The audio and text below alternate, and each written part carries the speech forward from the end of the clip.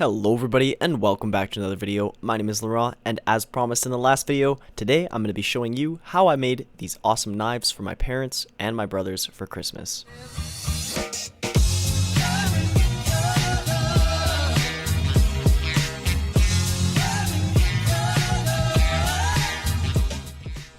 You might think this is a pretty complicated project, but it's actually a lot easier than you might think, and can be done with some fairly simple tools. So as I mentioned, I made each of my family members a unique knife for Christmas, all from the same piece of steel and wood. However, due to time constraints, I didn't have time to make myself one, but I was sure to set aside my extra materials so I could complete the family of knives. For my blade design, I went with kind of a chisel knife. I saw a video by the Small Workshop and where he made one, and I absolutely loved the concept. I can't count the amount of times that I've used a chisel for a knife in the workshop, so this was right up my alley. Be sure to check out his video in the description so you can see how he made his. He did an absolutely fantastic job. Now, to get your design on your metal, you can print it out and stick it on, but for me, I was comfortable enough freehanding it. To cut out your design, you can use a jigsaw with the appropriate blade, or a Dremel tool with a diamond bit, an angle grinder, a scroll saw, or have a bunch of them laser cut. There's a lot of options, but for me, I like the old-fashioned way. The cuts tend to have a lot less cleanup, and it's cheap. Plus, it's a good workout. Now, this was a fairly simple shape to cut out with a hacksaw, but I want you to keep in mind that I was able to create all of my other knives with the same technique, so you can absolutely get creative with your shapes, even with simple hand tools.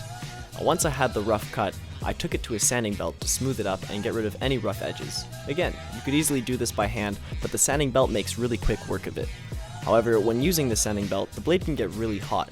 This is good enough quality steel that it should be too hot to touch long before it work hardens, but just to be safe, anytime it got too hot, I would stop sanding for a few minutes and let it cool back down. A nice rasp also comes in handy for cleaning flat edges and rounded edges in this process. Now, at this point in my original build, I used a butane torch to heat the steel to close to red hot, and a ball peen hammer with a brick as my anvil to put some hammer marks in the blade. It gave it a really nice rugged forged look. However, I wanted this blade to have a very flat edge because I planned on using it for marking, so I didn't want to risk warping the shape by hammering it.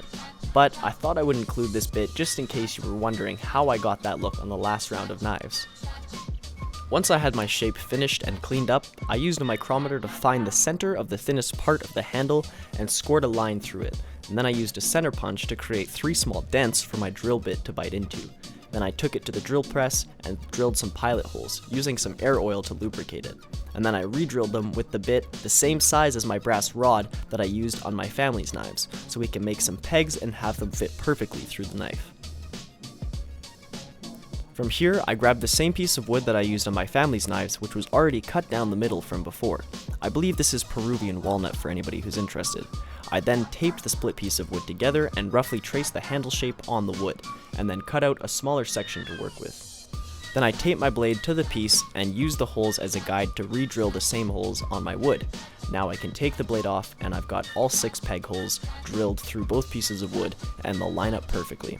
From here, keeping the piece taped together, I cut the rough shape on the bandsaw, and then I marked where my brass embellishment was going to go and cut a straight line through the handle, giving more space on one side of my line so I only have to sand 2 pieces of the handle instead of 4.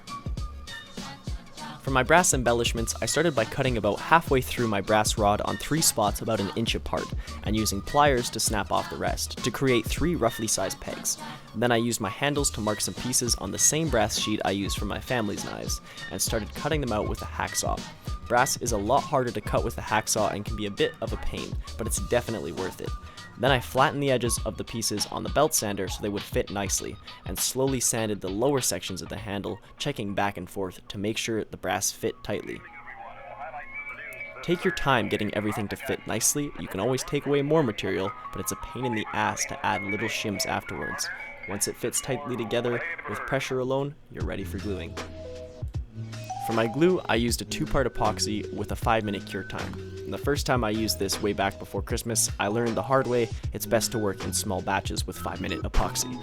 So I mixed a small batch and glued just the upper handles and their pegs, and clamped it tight and let it dry. And then I came back to clean the edges with a chisel. You'll notice it seeps out, and once it dries, you have extra material here you'll want to clean up. Otherwise, it could get in the way of the brass fitting, and there might be a small, but definitely noticeable gap. Once the upper section is dry and the excess glue is cleaned, we can mix up another batch and glue on the lower sections of wood as well as our brass fittings and the final peg. From here we can clamp it all together and let it dry. Once it's done drying, you can take it out of the clamps, and from here I'll take it to my grinder to slowly grind it to a nice flush surface.